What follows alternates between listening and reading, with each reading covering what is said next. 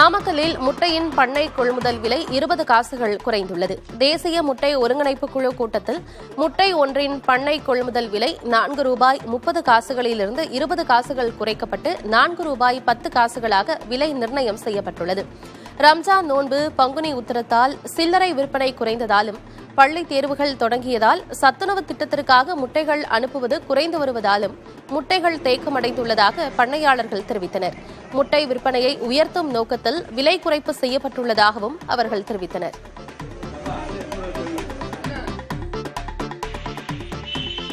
சேலம் மாவட்டத்தில் தமிழக அரசால் தடை செய்யப்பட்ட லாட்டரி சீட்டை விற்ற நபர் கைது செய்யப்பட்டார். மேட்டூர் பேருந்து நிலையம் அருகே கேரள மாநில லாட்டரி சீட்டுகள் விற்பதாக வந்த தகவலை அடுத்து காவல்துறையினர் ஆய்வு மேற்கொண்டனர். இதனையடுத்து சுமார் 10 கோடி ரூபாய் மதிப்பிலான லாட்டரி சீட்டுகளை வைத்திருந்த நபரை கைது செய்து அவரிடமிருந்த லாட்டரி சீட்டுகளையும் பறிமுதல் செய்தனர்.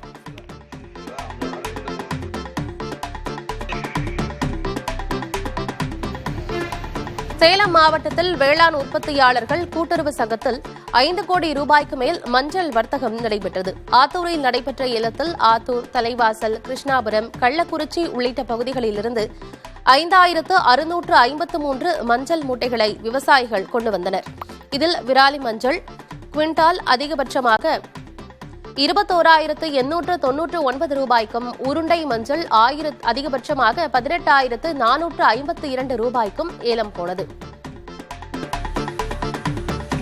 சென்னை வேளச்சேரியில் பெண்களின் இருசக்கர வாகனத்தை குறிவைத்து திருடிய முதியவரை காவல்துறையினர் கைது செய்தனர்.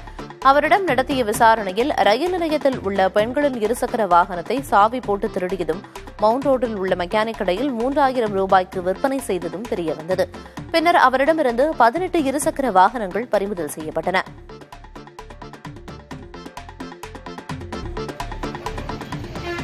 சேலம் மாவட்டத்தில் வேளாண் உற்பத்தியாளர்கள் கூட்டுறவு சங்கத்தில் 5 கோடி ரூபாய்க்கு மேல் மஞ்சள் வர்த்தகம் நடைபெற்றது. ஆத்தூரில் நடைபெற்ற ஏலத்தில் ஆத்தூர், தலைவாசல், கிருஷ்ணாபுரம், கள்ளக்குறிச்சி உள்ளிட்ட பகுதிகளில் இருந்து 5653 மஞ்சள் மூட்டைகளை விவசாயிகள் கொண்டு வந்திருந்தனர். இதில் விராலி மஞ்சள் குவிண்டால் அதிகபட்சமாக 21,899 ரூபாய்க்கும், உருண்டை மஞ்சள் அதிகபட்சமாக 18,452 ரூபாய்க்கும் ஏலம் போனது.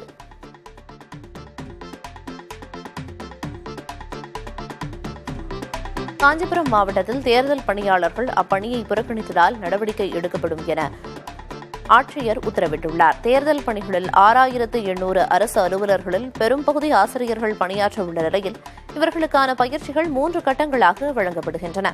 அதில் முதற்கட்ட பயிற்சி நாளை மறுதினம் 4 இடங்களில் நடைபெறவுள்ளது. தேர்தல் அலுவலர்களுக்கான பயிற்சிகள் நாளை தொடங்கும் நிலையில் தேர்தல் பணிக்காக தேர்ந்தெடுக்கப்பட்ட அரசு அலுவலர்கள் தேர்தல் பணியை புறக்கணித்தால் கடும் நடவடிக்கை எடுக்கப்படும் என அம்மாவட்ட ஆட்சியர் எச்சரிக்கை விடுத்துள்ளார்.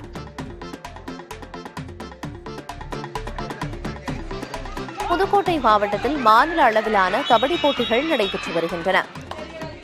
வாணக்கான்காட்டில் முத்துமாரியம்மன் கோயில் திருவிழாவை முன்னிட்டு 60ஆம் ஆண்டு கபடி போட்டி கோலாகலமாக தொடங்கியது. இந்த போட்டியில் தமிழ்நாட்டின் பல்வேறு மாவட்டங்களிலிருந்து 35 அணிகள் பங்கேற்றுள்ளன. கபடி போட்டியை அப்பகுதியைச் சேர்ந்த பார்வையாளர்கள் உற்சாகத்தோடு கண்டு ரசித்தனர்.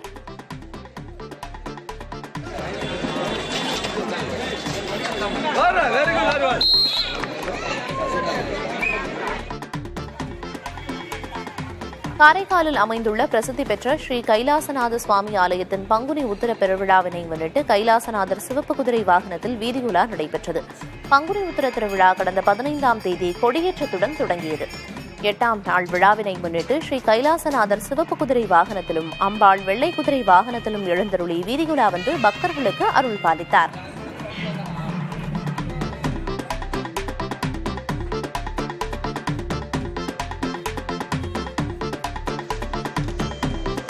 சேலத்தில் நடைபெற்ற பாஜக பொதுக்கூட்டத்தில் மத கலவரத்தை ஏற்படுத்தும் வகையில் பிரதமர் மோடி பேசியதாக மார்க்சிஸ்ட் கம்யூனிஸ்ட் கட்சியினர் புகார் அளித்துள்ளனர்.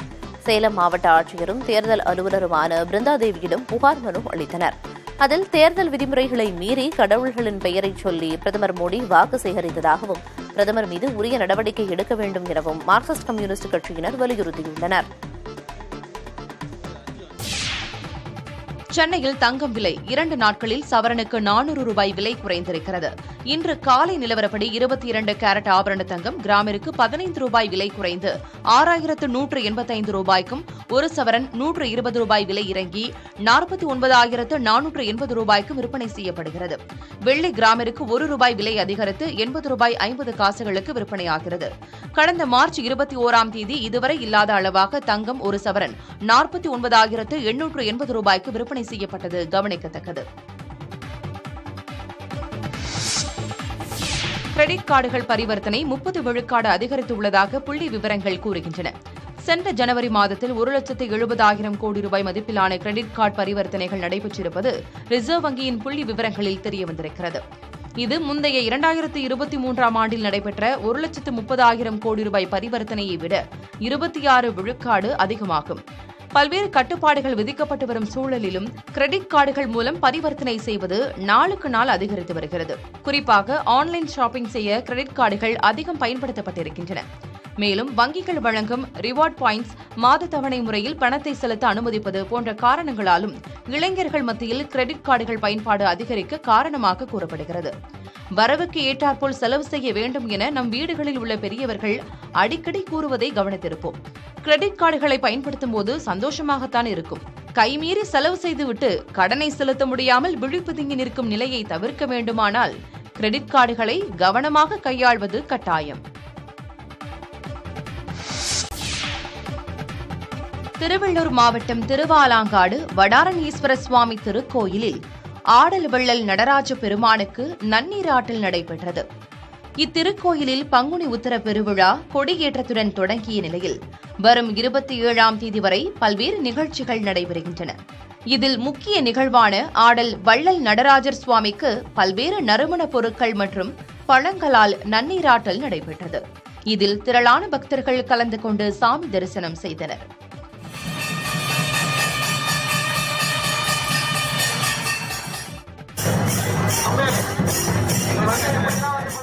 விழுப்புரம் மாவட்டம் திண்டிவனம் அடுத்துள்ள மயிலம் முருகன் கோயிலில் பங்குனி உத்தர தேர் திருவிழா வெகு சிறப்பாக நடைபெற்றது. கடந்த 19ஆம் தேதி இரவு தங்கமயில் வாகன உற்சவமும் 22ஆம் தேதி திருக்கல்யாண உற்சவமும் நடைபெற்றது. இதனைத் தொடர்ந்து இன்று மயிலம் 20ஆம் பட்டம் பொம்மப்புர ஆதீனம் விநாயகர் மற்றும் வள்ளி தெய்வானை சமேத சுப்பிரமணிய சுவாமியுடன் வீற்றிருந்த திருத்தேரை வடம்பிடித்து இழுத்து துவக்கி வைத்தார். அப்போது அங்கு குழுமியிருந்த திரளான மக்களின் பக்தி முழக்கத்தில் தேரானது அசைந்து ஆடிச் சென்றது. கர்நாடக மாநிலம் பெங்களூரு அருகே காவல் நிலையத்தில் எதிர்பாராத விதமாக நடந்த துப்பாக்கிச் சூட்டில் காவலர் ஒருவர் படுகாயமடைந்தார். தேர்தல் நடத்தை விதிமுறைகள் அமலில் இருப்பதால் துப்பாக்கிகளை வைத்திருப்பவர்கள் காவல் நிலையங்களில் அவற்றை ஒப்படைத்து வருகின்றனர். அந்த வகையில் பொம்மனஹள்ளி பகுதியைச் சேர்ந்த முகுந்தா ரெட்டி என்பவர் தன்னிடமிருந்த துப்பாக்கியை வேகூர் காவல் நிலையத்தில் ஒப்படைத்துள்ளார். அப்போது எஸ்பி வெங்கண்ணா புல்லட்டுகளை அகற்றிவிட்டு ஆய்வு செய்தபோது எதிர்பாராத விதமாக துப்பாக்கியில் சிக்கியிருந்த புல்லட் அங்கு அமர்ந்திருந்த காவலர் அன்புதாஸ் என்பவரின் காலில் பாய்ந்தது. இந்த விபத்தில் படுகாயமடைந்த அவர் உடனடியாக அருகில் உள்ள தனியார் மருத்துவமனையில் அனுமதிக்கப்பட்டார். அங்கு அவருக்கு தீவிர சிகிச்சை அளிக்கப்பட்டு வருகிறது. கர்நாடக மாநிலம் தும்கூர் அருகே காரில் எரிந்த நிலையில் கிடந்த 3 சடலங்களால் பரபரப்பு ஏற்பட்டுள்ளது. குஞ்சங்கை கிராமத்தில் தண்ணீர் இல்லாத ஏரியில் கார் ஒன்று எரிந்த நிலையில் இருப்பதாக பொதுமக்கள் காவல்துறையினருக்கு தகவல் அளித்தனர். இதனையடுத்து அங்கு வந்த காவல்துறையினர் கைரேகை மற்றும் தடயவியல் நிபுணர்களுடன் ஆய்வு மேற்கொண்டனர். காரின் நம்பர் பிளேட்டை பரிசோதித்ததில் தட்சிண கன்னட மாவட்டத்தைச் சேர்ந்த ரஃபீக் என்பவரின் பேரில் பதிவாகியிருப்பது தெரியவந்திருக்கிறது. காருக்குள் இருக்கும் சடலங்கள் குறித்து காவல்துறையினர் பல கோணங்களில் விசாரித்து வருகின்றனர்.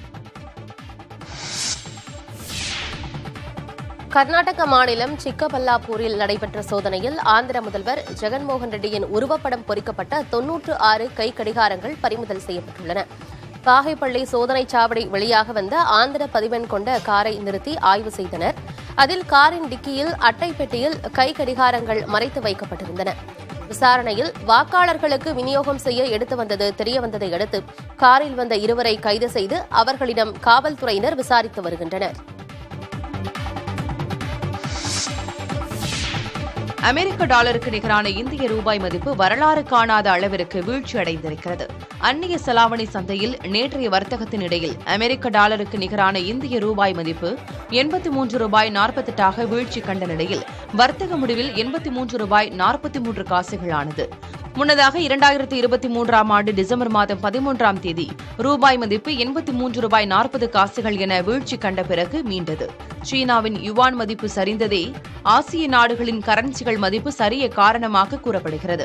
ரூபாய் மதிப்பு வீழ்ச்சியடைந்திருப்பதால் இறக்குமதியாளர்கள் தாங்கள் இறக்குமதி செய்யும் பொருட்களுக்கு கூடுதல் விலை கொடுக்கும் சூழல் ஏற்பட்டிருக்கிறது. 2024ஆம் ஆண்டு தொடங்கியதிலிருந்து இதுவரை அமெரிக்க டாலருக்கு நிகரான ரூபாய் மதிப்பு 0.33 விழுக்காடு சரிந்துள்ளது கவனிக்கத்தக்கது. பிரிட்டன் இளவரசி கேட் மிடில்டன் புற்றுநோய் பாதிப்பு காரணமாக கீமோதெரபி சிகிச்சை பெற்று வருவதாக தெரிவித்திருக்கிறார். கடந்த ஜனவரியில் கேட் மிடில்டனுக்கு வயிற்றுப் பகுதியில் அறுவை சிகிச்சை மேற்கொள்ளப்பட்டது. அப்போது புற்றுநோய் பாதிப்பு இருப்பது கண்டறியப்பட்டிருக்கிறது.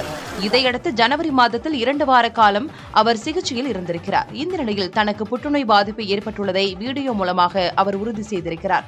இதுகுறித்து கூறிய அவர் தனக்கு கீமோதெரபி சிகிச்சை மேற்கொள்ள வேண்டும் என மருத்துவ குழு அறிவுறுத்தியுள்ளதாகவும் இதிலிருந்து மீண்டு வர ஒவ்வொரு நாளும் மனதளவிலும் உடல் அளவிலும் வலுப்பெறுகிறேன் எனவும் தெரிவித்திருக்கிறார். Is a great source of comfort and reassurance too, as is the love, support and kindness